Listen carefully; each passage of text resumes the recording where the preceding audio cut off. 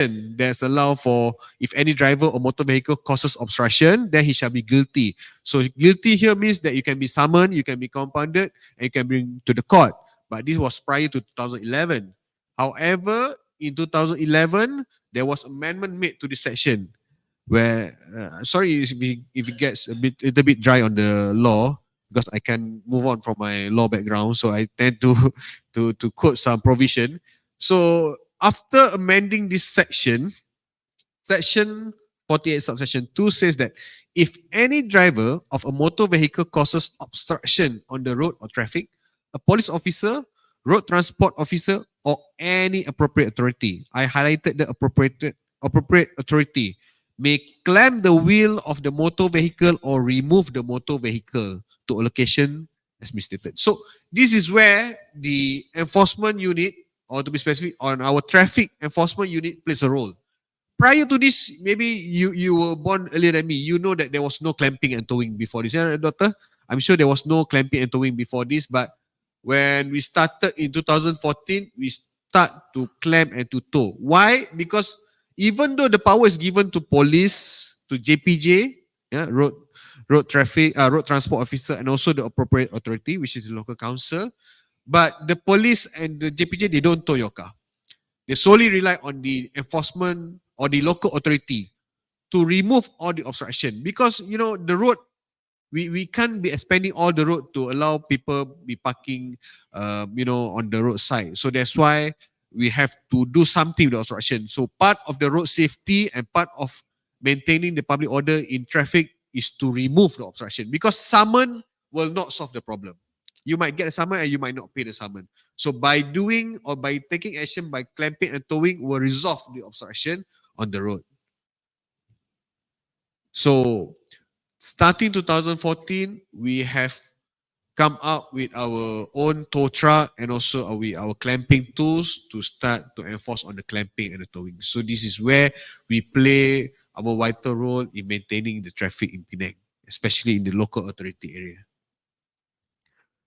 Now, in late 2018 or perhaps 2019, we had established this traffic warden. So who are these traffic wardens actually? Traffic wardens, more or less, they are like the police traffic, but we don't have power like police traffic. We don't catch people, but we are there to assist the police.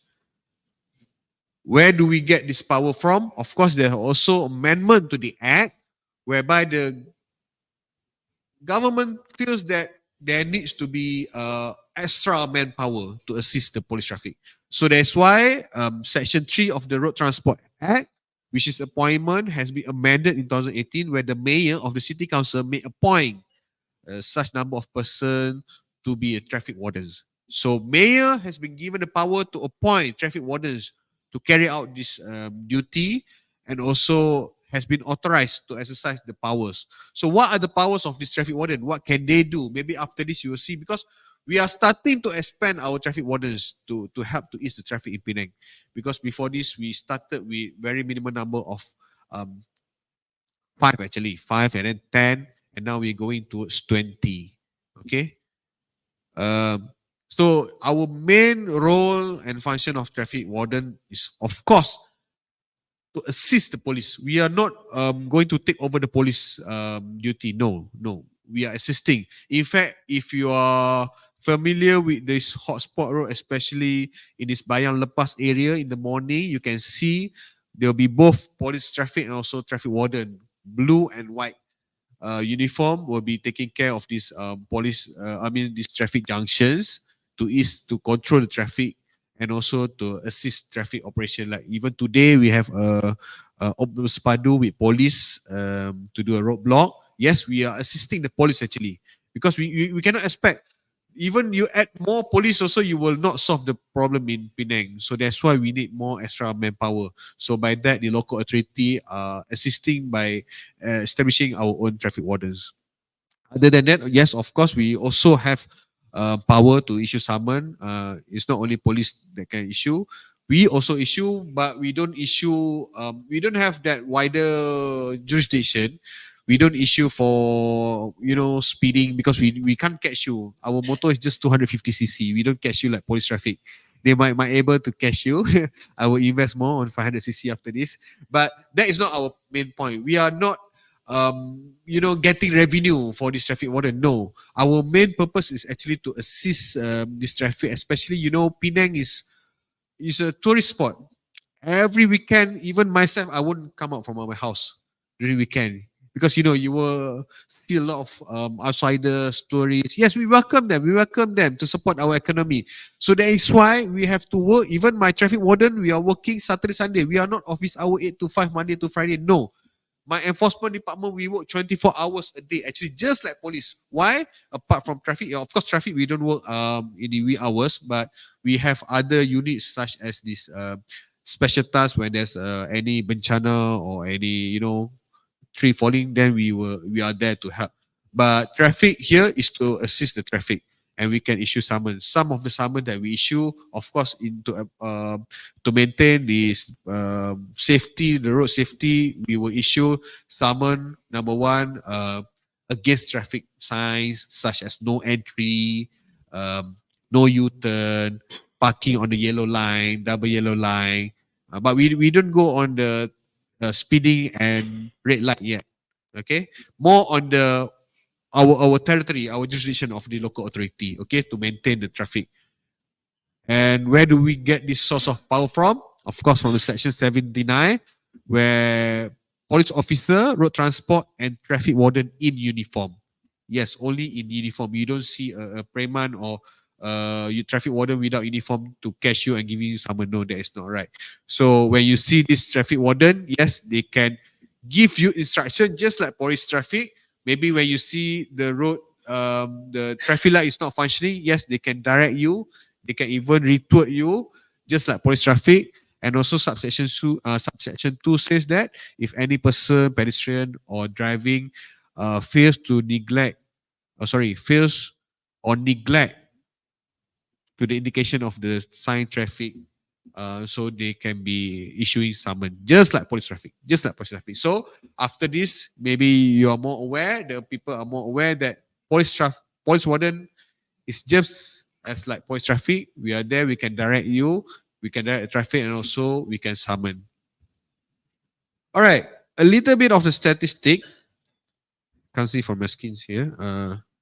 Statistic, you can see, even though Penang is a very small state, but according to the statistic, 2018 itself, or maybe you can see the trend here, 2018 and 19, just before the COVID, it was 22,300 something of clamping alone. Can you imagine how many people are actually doing obstruction? And then this is not all. We didn't cater all the action. There are more actually. So can you imagine how many clamp that we have done towards these years? And you can see the trend going down. Maybe this is due to COVID, but it's actually increasing back. But perhaps just like Dr. Krishna said, we can't actually rely on the statistic or whether on compliance or not. But actually, I would see that from my observation, the compliance in Penang, people are more acceptable now on the clamping. When we started in 2014, there were a lot of noise. People are not familiar with this clamping and towing. There were arguments, they were fighting on the road. Who give you power to clamp my car? And then there's damage and this and that. In fact, each car that we tow, we have to go to the police report. Can you imagine? After I tow one car, I go to the police and make a report just to cover ourselves. So at that time, when we started to do this, Penangites were not familiar. Now, when they don't see the car, they won't blame the bank, they won't blame the thief. They will blame the council first. They know already. They will call council, okay, where's your office? Okay, I will come straight away. They know when the car is missing, doctor, I hope there will be no more second time for you. When you know your car is missing, first think about enforcement.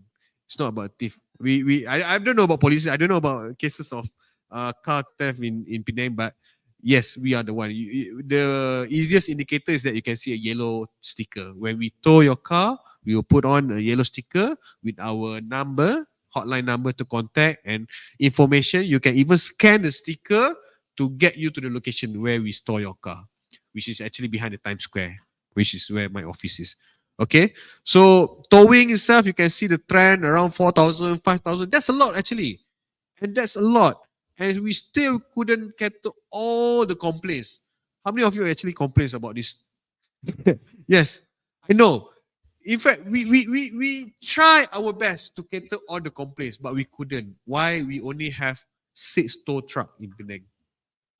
Tow truck in Penang, which we have to cover from morning until 12 midnight. And we have to cover Timur Laut and Barat Daya. So you imagine one car, let's say I tow from Barat Daya, I have to come back to Jalan Timah and then go back to Sungai Nibong, Falim, all those kind of places. That's why my vision is to expand our offices or our cawangan to other district as well, Barat Daya, maybe Sungai Nibong, so that we can have more depot. But that is not a good sign of people are abiding the law. If you abide the law, then we don't have to do more depot. We don't have to invest on more tow truck. If let's say everyone comply with the law, we comply with the traffic rules, then I don't think we have this kind of problem. But now I can see the adaptation of people is that they're aware of clamping and towing, and they're willing to pay. They are like, okay, 50 ringgit, okay, nah, I pay you. It's like the parking fees, you know. They don't mind, but we don't want to the extent. Okay, we hope that by being clam or being told, you will learn your lesson and will not repeat it. But I understand. The Penang landscape is different. We don't have ample of parking, so that's why we try to provide our best more parking spot. But of course, that will not solve the problem. We will of course encourage you to use public transport. But of course, that is another topic. For my side, I'm just going to enlighten everyone that this is what our roles and function. We actually help the traffic management by doing clamping and towing. And of course, lastly, yes, maybe some of you might think that council are not doing their job. They have not catered to my complaints. Why? Of course, every agency will have this problem with limited resources and manpower. And myself, I have gone through, I have asked mayor itself, please provide me more officers so that I can help to do more enforcement.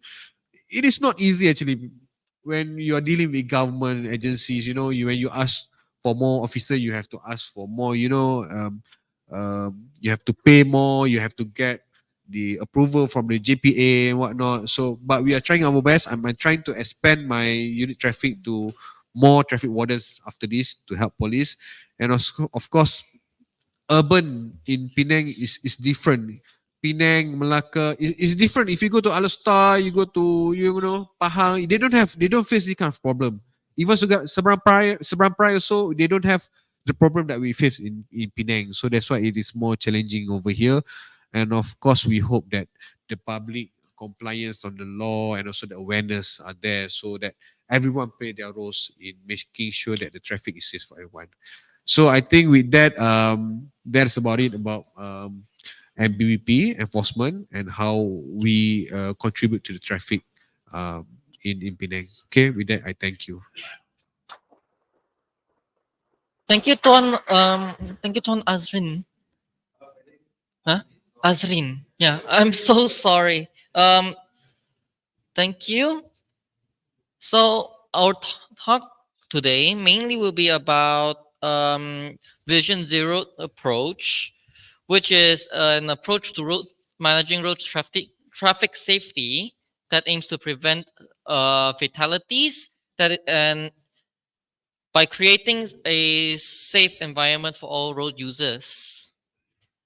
Similar to safe road systems, it requires that everyone shares the responsibility of road safety, but it differentiates itself from safe systems by establishing an ethical imperative that it is unacceptable for road fatalities, and it has seen a lot of success. The best countries in the road when it comes to road safety, Sweden and Norway, are the first adopters of safe system. I'm so sorry. Vision Zero.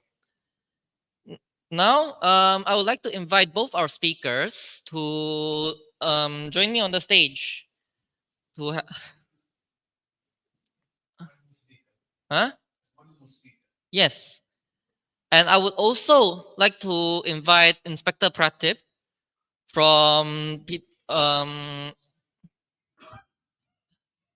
Dr. Krishnan. Yes, we're inviting you on the stage. We would also like to invite Dr. I'm so sorry.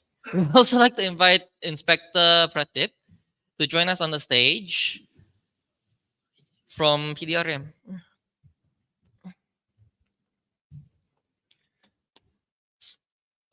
So we'll start with Inspector Pratip. So, what is the general role of the PDRM in ensuring road safety in Penang?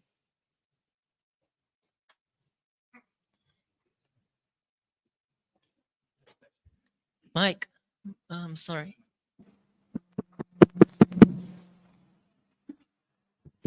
Check. Before I answer your question, very good evening to Dato Sri and Dr. Krishnan, Tuan No, and the moderator, everyone. My name is Inspector Pratip. I'm the head of Traffic Investigation and Enforcement Department of Seberang Peraya Selatan Police Headquarters. Been here for almost 5 months. Before this, I was an investigating officer in uh, Tapa Police Headquarters from Perak.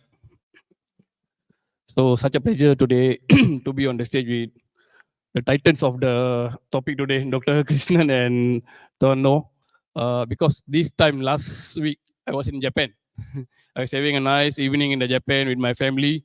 Suddenly I got one order. They say, okay, next week you need to attend a forum. So sorry for the. I will place my apologies because I have no sufficient time to prepare for this forum. Okay, to answering your question, we from the traffic department. First is the enforcement side, and second is the investigation of the traffic accident, including the fatal or seriously injured cases. Okay. So when it comes to investigation, what would your procedure be like? Investigation of the accident cases. Yes. Okay. Myself as a IO, will mainly go for the fatal cases. So fatal cases also we need to depends on cases. Sometimes if one motorcycle or car skidded, the procedure will be different to other cases where there were some cases where we spent almost 8 hours on the spot, like cases involving almost 8 vehicles like that. So as part of the investigation, me, myself, and our photographer will go to the spot. If there is a dead body there, we will cover the dead body. We'll take the specimen from the crashes there, take the picture. Then we'll send the body to forensic for postmortem purposes. Then we'll tow back all the vehicles to our police department, where we will send it to the Puspacom for the inspection of the damages. That's the first initial stage of the investigation. Check. Okay, this one is better. After that, we'll just compile all the reports and we'll determine the accident is due to whose negligence, and we'll proceed to the charging purpose. Thank you. So, since this is a public health forum, it must be begged to be asked, why is road safety a public health concern? Any of the panelists can it's a public health problem because the numbers are increasing, and not just increasing, but the solutions don't seem to be in sight, at least so far. We are implementing many solutions which we think is effective, which we think are effective, but the problem is they're not as effective as they should be. So I think we should tweak our interventions. And world over, I think enforcement plays a big role. in the countries which you mentioned, in Japan, for example, which has 125 million people, has about half the deaths we have. So there are 4 times the population, but half the number of deaths per year. The reason is enforcement. Enforcement is the real answer to road safety. The education is the sugar to sweeten the bitter medicine of enforcement. Education also plays a role when you want to teach people how helmets work or how seatbelts work. Education also works when you want to tell people the police are going to enforce from tomorrow, from next week, from next month. So education serves as a media, as a tool for communicating some knowledge, but perhaps enforcement is the answer in most countries. The problem with enforcement is that it's unpopular, and most governments don't want to enforce the law to the full for obvious reasons. Thank you. So, what is the key difference between taking a public health approach and going with what we traditionally already have right now? The public health approach, as I mentioned, takes into account every sector related. I mentioned that each of us, the transport department is in charge of road safety. So they make all the calls, they make all the statements. When actually the real power to implement, to enforce lies with the police. I'm not saying that we should give police complete responsibility for road safety, even though I mentioned it in my slide. But they should be given a bigger role to play. And I think the enforcement in many countries, so the word politics is dissociated from routine government work. So if enforcement can be seen as a routine government work, then there's no need for political interference in the interventions. Unfortunately, our politicians are not happy if the police play their actual role 100%. Because the people are affected, the people will complain to the police. Now back to your question about public health approach. The public health approach means that you intervene from different sectors before the crash, during the crash, and after the crash, involving or implementing evidence-based interventions. That's the public health approach. Thank you. So, Vision Zero also takes into account road design and vehicle design. So, what is their role in cooperating with enforcement in ensuring road safety under Vision Zero? What do you think?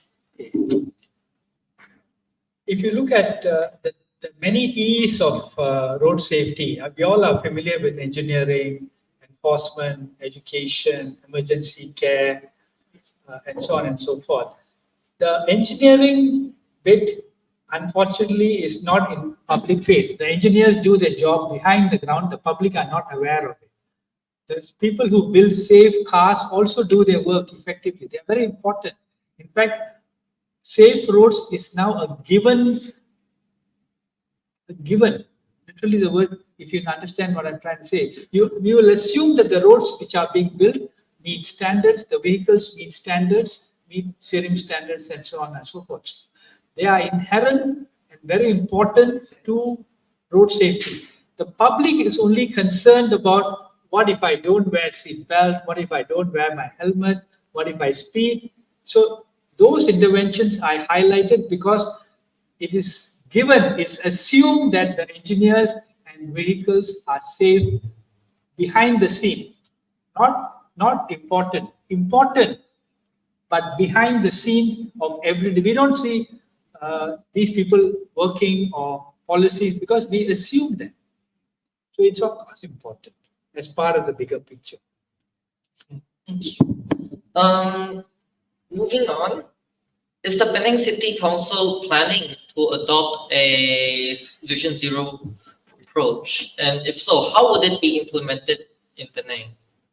Yes, thank you for the question. Of course, Penang Island City Council plays important role, and of course, in our council itself, we have various departments, engineering department, apart from the enforcement department, the planning department, we are trying our best to design the best ways, the best method, as Dr. Krishnan has emphasized on the road design and the road safety. And of course, when Dr. Krishnan is stressing on enforcement, I think he repeated more than 10 times. So that is where we place our role by taking enforcement, especially if you can see now this those hotspot area like Penang roads, those Queens Bay area.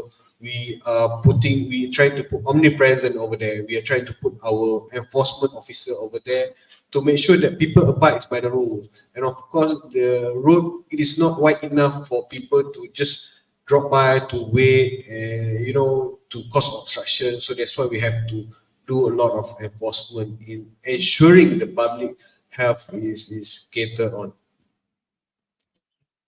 I have actually a question for the Penang Council. So what measures are being taken to address pedestrian safety? We don't see enough pedestrian crossings. Anywhere in Malaysia, there are not enough. It's not practical to build one every 100 meters. So there's a need to study where the pedestrian crossings are needed, where the crashes usually occur, obviously outside schools, outside supermarkets, etc. But is there a proactive study or approach to pedestrian safety in Penang? Because this is very much council work. I agree on that. So I'm taking question from two sides now. Okay, it's very important actually, that question, because like I said, engineering department plays important role as well on designing the road as well as the pedestrian. It used to be a lot of pedestrian bridge in Penang, but you can see one is collapsing. In fact, collapsed already in Straits Key. In Welki, the bridge is collapsed. We have the famous Octopus Bridge, if you know, in Komta, but the people are using that bridge not that much. Why? Because people think that it's more easier, it's faster to just cross the road. There's no enforcement. I agree on that. So that is why I have extended, on my part, our department, we have extended the power. I didn't mention in my slide earlier. In our traffic wardens, we have already started to issue summon on jaywalking. That is the first thing, especially in the Penang Road. Because in the Penang Road, the traffic is not just because of people are obstructing, but because of people are crossing the road as well. When they start to cross the road, then cars are start slowing down. So it causes traffic until at the end of the road. So that's one thing. So I promise you, next week we will put on a video on pedestrian jaywalking. We started Staman already. Hopefully, yes. Because this is also one way to show that we are doing enforcement. Some people thought that we never do the enforcement. So this is one of the way how we enforce. And other than that, like to answer Dr. Krishnan, I will bring forward this to our engineering department on how to design better, but on the obstruction, on the junction and whatsoever, we will try our best to tow the car. Right? Thank you. So now we would like to open to the floor for any questions that you would like to ask our panelists.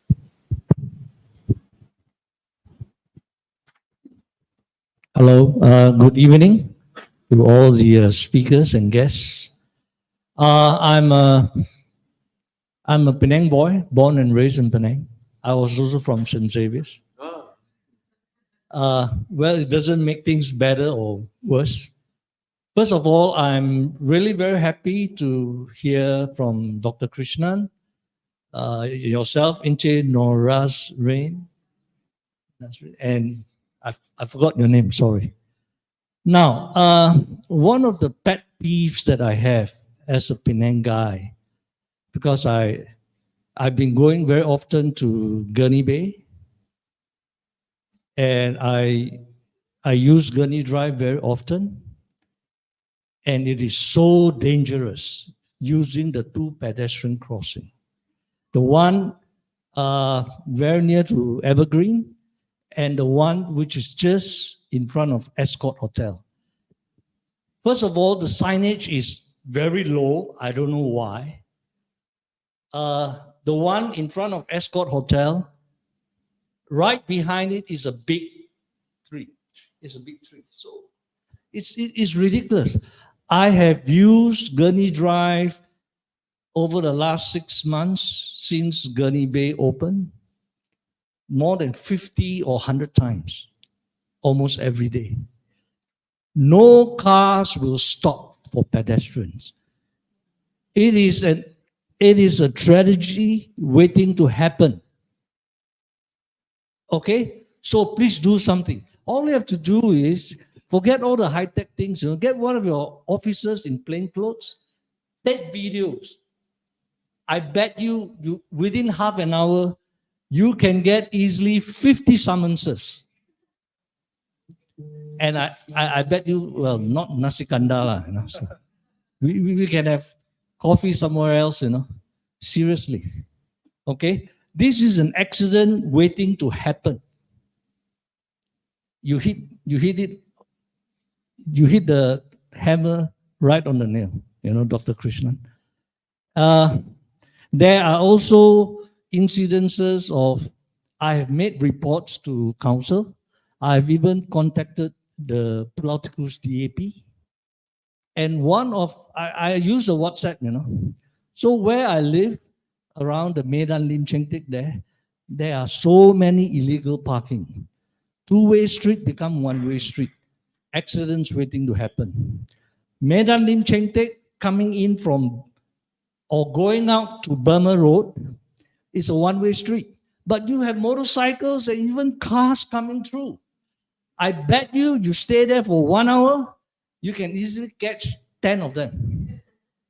Okay? So what I'm trying to say is, besides enforcement, I would urge the Penang City Council and also the police and whoever the enforcement agencies are to go down on the floor or walk the talk, Just check on them. Even the DAP people came from Politicus. Then I've been taking pictures, I've been sharing illegal parking. They park right at the junction at 45 degrees. One even parked in front of the fire hydrant. I reported so many times until I got a reply from WhatsApp. Sorry, this is still inside my phone. Like that, they park in front of the fire hydrant. Let the bomba take care of it. I mean, I get summoned for all the wrong reasons. I don't complain because I know I did wrong, But my take to the authorities is, please go down and look for yourself. Go undercover. And I am really very serious about the 2 pedestrian crossing near the Gurney Bay. Every time you see tourists try to walk, anybody try to, no car stop. We are not even talking about motorbikes. We are talking about BMWs, Mercedes, or whatnot, Please do something. Okay? Thank you. Thank you so much. Should I answer or we take all the questions? Okay. First of all, thank you so much for your response. I really take very serious on that. Of course, not with me today. I also have Mr. Lee Seng Wai here. He's a councillor and he's taking note. I'm seeing that he's taking note.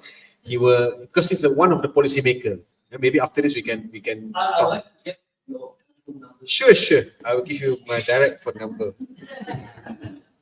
Okay, but no worries. Yes, I agree on that. On the policy side, on the designation side, we will bring this to our infra technical meeting. Okay, because there's 2 types of pedestrian crossing. One is with this, dedicated traffic light where we have to stop and then everyone have to abide by the traffic red color. They don't even stop. Yeah. The one that was designed in front of Gurney Bay is the blinking type where they don't have traffic light. It was just blinking. Where if we have the awareness, we know when there's pedestrian, we should stop. But that's the problem with us, with people. They don't understand when there's blinking light, we should be cautious. you should see if there's pedestrian, then you should stop. So that's why I said it is not part of enforcement, also the awareness of the people. But I will assure you there will be people omnipresent over there and to issue more summons on there. Okay, we will work together with police closely on this. And also on your second question, yes, I apologize on the response by the WhatsApp, but we will take note on that. But on the junction, yes, we will priority a lot on the junction because this involve public health, involve public safety. And we will try to tow, like I said, we only have 6 tow trucks. Next year, we put our budget to add another 2 more tow trucks, and we will go all out. That's my promise to you. We will go all out. We will have omnipresent so that people will know. We will study the case study which area that needs more enforcement so that they will see us every day and they will ensure that, okay, this place dangerous. Council sure will come and tow. So we will do that. We will study that case. Okay? Yes. If you only have 6 tow trucks, doesn't work. If you only have 6 tow trucks, I would suggest, because I've seen a lot of your officers on motorcycles with the tire, the wheel clamp, that will work. Seriously. Okay. So my suggestion is, besides tow truck, because it's quite messy, it's not easy to tow somebody's car, I would suggest that you use the wheel clamp effectively. You know, get more of your officers on motorcycles to do that. It will help. Thank you. Sir, first of all, thank you, sir. Thank you for this. Because I'm not familiar with the place. The place is out of my jurisdiction, but I promise you, I will bring this issue to the Penang contingent enforcement body. Then I promise you there will be action taken. Okay. Thank you so much. I have a question actually for you. What is the legal status if a car does not stop at one of these sites in front of escort? In other words, it's a blinking light or there's no light, but there is an elevated pedestrian crossing. So what does the law states and what is your locus standi in enforcement? I think police also can answer that. We have 2 acts actually with us. I mean, the source of power. We have road transport and also traffic ordinance rules. Okay, rules of traffic. So we can. This one, like I said, there has langgar isyarat lalu lintas. Langgar isyarat lalu lintas. But I'm not sure what the provision. Because it's a blinking. But that's why maybe Mr. Lee Seng Wai, maybe after this we can study on this. But it doesn't stop us from taking action. If we cannot issue summon, we will be there. We will give a stern warning. But we will do something about it.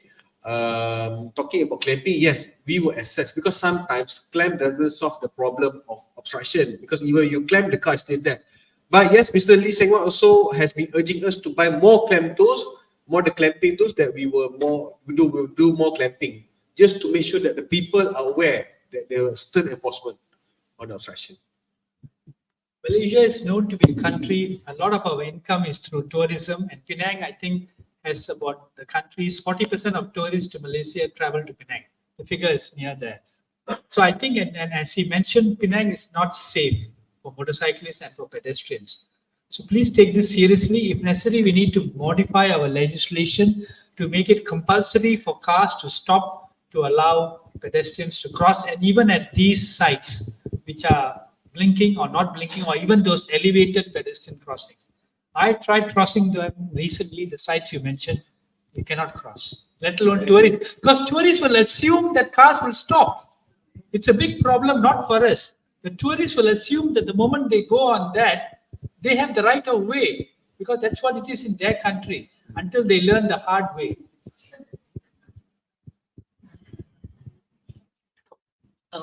Yes. Well, just one thing. Thailand has a law that if in fact pedestrian is crossing, if the pedestrian is saying the car is going to be right for the pedestrian. So the cars that are driving, if they see a person fall, their responsibility is that they must stop. So they put the responsibility in Thailand, and it really worked very well. Yeah, I have a question. Hold on. Yeah. Okay. Thank you, Penang Institute, for arranging this, and thank you to the esteemed speakers. I'll try to be short. I heard from you that we have this CCTVs, okay, at most of the traffic junctions, which I think is fantastic. I mean, we have spent a lot of money to fix that up. My real grouse, and I've always talked to like any dunes and all that. Nowadays, you see so many motorbikes. Once in a while, you even see cars going past the red light. Okay. My question is, why can't we use this CCTV as evidence? I mean, you see a lot of dramas, Korean dramas, Chinese dramas. They use all these CCTVs to catch all this, right? Breaking of laws and all this. So why can't we use it here in Malaysia? Is it the laws? If it's the laws, can't the laws be enhanced? So I find it very curious. We spend so much money, all right, on all these CCTVs. I know it's to manage traffic and all that, and also accidents. You all can use it for investigations. But why can't we use it for enforcement? I mean, is it so unusual? Sir, thank you for the question. About the CCTV, for accident cases, we are using that. But for the red light, I'm not sure. So I'll get the answer, okay? Because I think there might be some obstacles in that. I got the answer. Actually, I got the answer. Okay, there's a limitation of the law. Okay. Unlike AES, I can quote you the section 53A. There's a specific provision for speeding and captured camera recorded offense, specifically AES. But what is the difference between AES camera and our cameras? AES is designed specifically where it needs to be calibrated and it can actually detect the speeding. Unlike our CCTV, it's a monitoring CCTV. So that's why we work closely with police when there's criminal cases, accident cases, we will provide the footage. But unlike, the limitation is the law actually, but we already bring this up, the mayors himself have already bring this up to the federal. In fact, Mr. Lee Seng Wai, together with me, we went to Ministry of Transportation just a month ago. We again brought it up to amend the law to allow that all these CCTVs can be used to capture the offense of red lights. I have a question for the policy makers as well as our colleagues, or any of the persons who have some law knowledge in Malaysia. Can states enact legislation, new legislation on relatively minor matters like this ahead of the federal government? Because I have helped the province of Guimaras in the US, in the Philippines, enact drink driving legislation ahead of the Philippines. So one particular province in Philippines, drink driving legislation ahead of the country. So I want to know whether there's similar provision, in which case Penang can take the lead on many minor offenses and regulation ahead of the country. And then we can show the way. I showed you have a very high rate of motorcycle fatality. So perhaps it will address that particular group as well. Yeah, I think if you give me 2 hours, I can talk about this because it's about law. Actually, yeah, it's very interesting. It's a good thing that you invited me. Okay, yes, to answer you, Dr. Krishnan, legislative, it is made by the legislature. Okay, we have 3 federal government. Okay, yes, we can do by law. Okay, but the bylaw, it has to come from the punca kuasa, source of power. What bylaw that we have here is parking bylaw, uniform bylaw, other bylaws, which regarding traffic, you cannot have another act just to complement this one. So to answer your question, yes, we can do bylaw, but the bylaw cannot be what call that? Addition, contradict to this already available law. You can add. That's why we amend the law. That's why we bring to the ministry. We have given the paperwork to amend section 115 to give the power to council not to the council, but to the local authority using CCTV to capture evidence. Now it is not allowed, only for AES. Even when they come out with the AES, also there was a lot of people are making noise. But now we will try our best because this is about public health, public safety. We need to amend the law according to time. We cannot be using the same law 1987 for forever. Okay, so we are doing our part. Legislative policymakers also are doing our part, but we cannot have a different type of law. In one country we have this law on the same matter. Okay. But you can add to the legislation. In other words, if crossing a facility is very important. Pedestrian safety. All of us are pedestrian. We know how much we suffer. Penang lacks pedestrian facilities. So, if you can say in Penang, if there is a red, if it's a yellow line there, then Penang can add. Yes or no? Simple question. Okay, we can bring this. We can amend. We already, like I said, we already pushing to amend the law on capturing, because now yes we have the footage, but we cannot use that footage together. Unlike AES, yes, AES straight away. But Now if your officers are there, they can, if they see somebody car not stopping, they can take the note. yeah, that's why I said we have traffic warden. Before this we don't have traffic warden, so the traffic warden is expanding its power and also all the offences that we are taking. Before this, our traffic warden don't have that power to enforce. So now I will take that offense part of our enforcement. So we will enforce. Yeah, I think today is very important that we look into pedestrian as a public safety and health. Okay, you will see next video. I promise you, pedestrian will be, jaywalking will be summoned after this. Just an observation, regarding these two trucks. I've seen so many, but they only tow small cars. I've never seen them towing a Merc or a SUV or but only small cars. Can you explain that? How many of you drive BMW and Mercedes? To be honest, I don't. Okay. Why? First of all, we don't judge by its brand or type or size. No, of course size yes. We don't tow lorry more than 1 ton. It cannot take that weight. But we do have cases of Mercedes and BMW. We are not being biased. BMW and Mercedes we don't tow. But in addition to that, if you see the current or the latest design of BMW, the skirting is very low. You know what happened when we tow the car? You have to put the fork underneath the tire and then we tow. 100% the skirting will be broken. And who will they sue? Council. But I'm not saying that we don't tow after this kind of cases. No, we invest on extra mechanical equipment which we call as dolly. Okay, dolly is another tool whereby we put underneath its tire, then we will tow the tire, not the car. You understand? It's very hard to imagine because we have never seen this kind. Dolly is another equipment for us to cater this kind of problem, but we don't have much. We don't carry this dolly because dolly is quite big. But when we receive the aduan from the WhatsApp, this is a Mercedes, we will bring the dolly to tow. But let me assure you, we don't judge by its cover and we don't judge by its car. Adding up to that, that question I faced, I think, almost 100 times.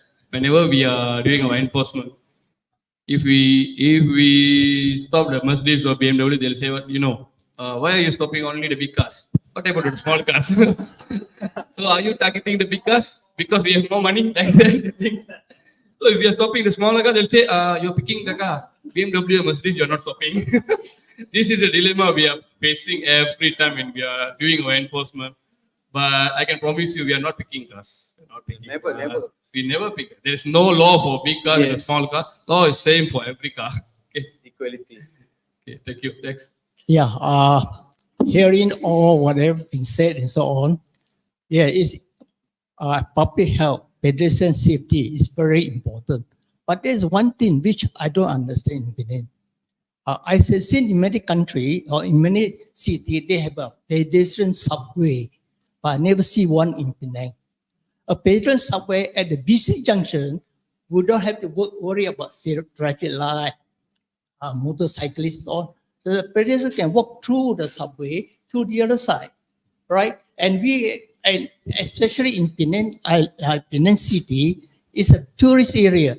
There are a lot of influx of tourists. If we have certain strategic area or junctions where you have this pedestrian subway, then they can walk through. They are quite safe, right? They don't worry about a car coming this way or that way or motorcyclists. This is something which I don't understand, that why the Penang or council, whatever it is, doesn't look into this. Can something be done in the past? I think this one, about a town planning matter. When you design underground subway or underground pedestrian, of course, it costs a lot of money. You have to drill, you have to do all the study, and of course, the safety. It is rather cheaper than you do pedestrian crossing or overhead pedestrian. So that is a very simple answer to that lah. But of course, we will take into consideration of what you said, because those cities like London, they have been using subway all through years for a long time. You cannot be saying now suddenly Penang underground gurney, we do one subway over there. It will be like very costly. But we will study on that. But to answer you now, it is about cost. It is better and easier, actually cost effective on the road or pedestrian. Okay, but actually on the road is the most easier with traffic light. Thank you to the speakers. Question. I think we need to get back to basics. We're talking about pedestrian crossings. Okay, let's just go back a little step. In my opinion, the traffic lights in Penang take a long time to change. And so if you think of the psychology of the pedestrian, they couldn't give a damn to wait so long. So they're trying to cross the road earlier than the traffic light changes to, green or red, depending on where you're looking at. So maybe the Penang government should be looking at recalibrating traffic lights so they don't take about, if you look at Gurney, it takes 4 minutes and I think 40 seconds to travel from one end to the other end on the main Gurney junction. That's why people jump the lights. You wonder why people jump light. Everybody's honking and jumping the lights. Have a look at the traffic light calibration. The best in the world for these kind of things is go to Taiwan, and then you'll get the real technology. Second thing is, in my opinion, and from my experience, when you're trying to cross the road in Georgetown, you press the button, the pedestrian button. All very well pressing the button, nothing's happening. It's all hollow. It's broken. Nobody gives a shit, and that's why people jump and they cross the road. So who is looking at this? Is there some kind of system to be looking that the lights are working? And the third thing, you talk about blinking lights. In England, we call them pelican lights. Okay, first time I've heard about this in Penang. There's no education. Why don't you educate people instead of blaming the motorists?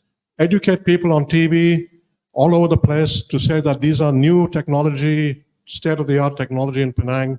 Blinking lights, you got to stop. Nobody knows. They just think it's some decoration.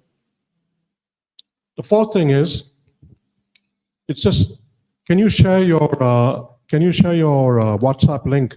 Because there are many places where 3 lanes become 2 lanes, and then people try to cut in, And this is like in front of the police, where the police live in Tanjong Tokong, near Lotus. Suddenly the road becomes from 3 lane to 2 lane. It's been there for the last 100 years. Nobody's doing anything. This is just in front of the police station or the police where the police live. Why isn't anybody doing about it? Is it a political thing? Are politicians scared because they won't get the votes? I don't know. But we need to go down to basics. And if we talk about policing, we need to talk about enforcing, not turn a blind eye.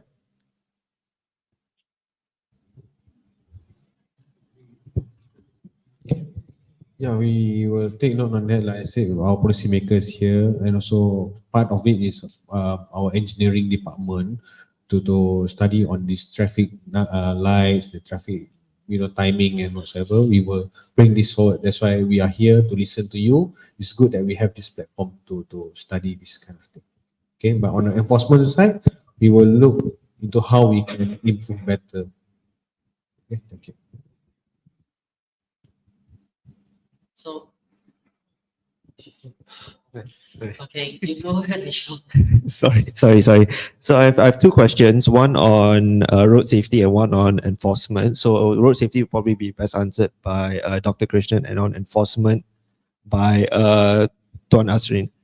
So on road safety, so we know drivers have a disproportionate responsibility to ensure safety on our roads, and that as of late that we have seen the phenomenon of carb load, where cars are getting bigger and bigger because they have to fulfill certain checkbox taking in NCAP to ensure they have all these certain safety features, but that is making it more unsafe for users who are outside of the car, for pedestrians, cyclists, and for motorcyclists as well. So I'd like to ask, how do we tackle the issue of carb load? Because places like Paris, they implement parking charges on vehicles based on weight to penalize SUV and pickup trucks in the city. So, and the carb load is also a public health issue because that's how you have lower incidences of injuries, but high incidences of deaths when pedestrians and cyclists are struck by larger vehicles. And for on enforcement, are there plans to scale up the penalties based on the impact by type of vehicle? So let's say if the impact is caused by a smaller car like a Kancil, a Viva, a Asia, it will be lower compared if the impact was by a larger vehicle like a Hilux or a Alphard.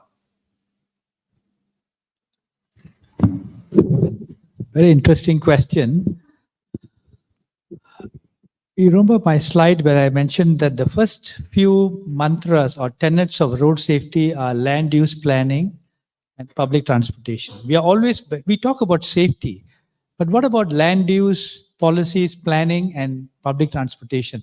Nobody here has used the word public transport. Is how soon will it come for Penang, and what its contribution is. That's very important. So that is the first principle how I answer your question.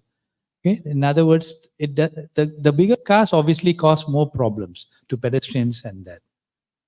So I cannot answer you beyond that because I cannot foresee a situation where bigger cars pay a bigger penalty for parking or for enforcement. I can't comment on that. But it's back to basics. I would prefer, if I was living in Sri York condominium, I'd have loved to walk to Penang Medical College where I worked. I tried that on a few times, but there are no pedestrian pathways. Honestly, I've tried that.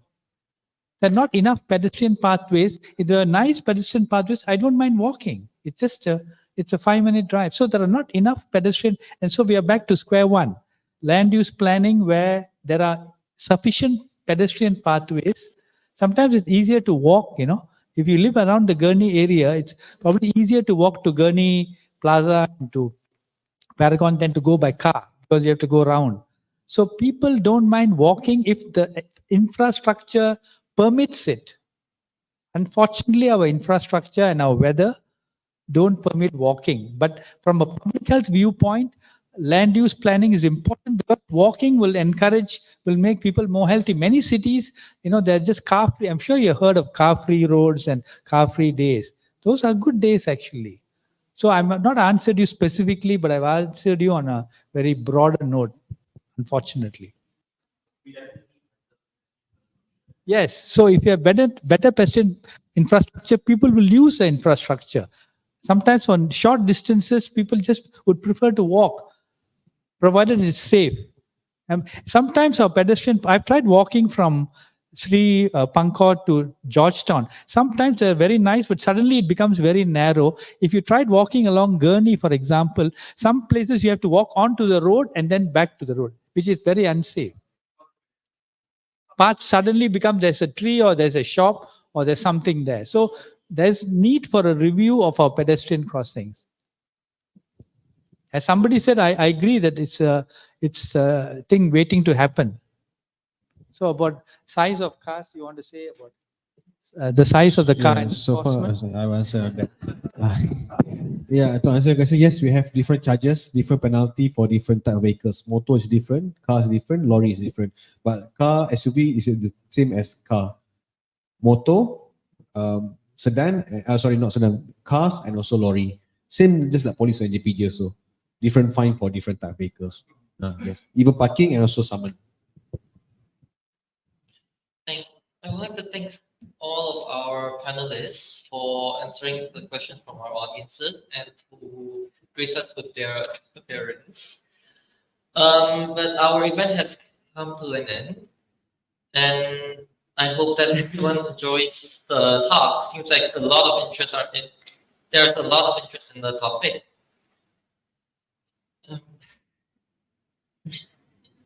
Anyways, thank you and goodbye.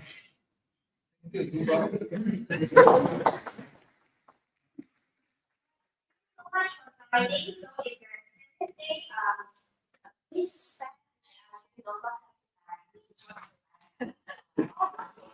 share, but if there's anything it's better if you write in and it's also. I'll give you direct access to my department. Yeah. So the department, thank you so much.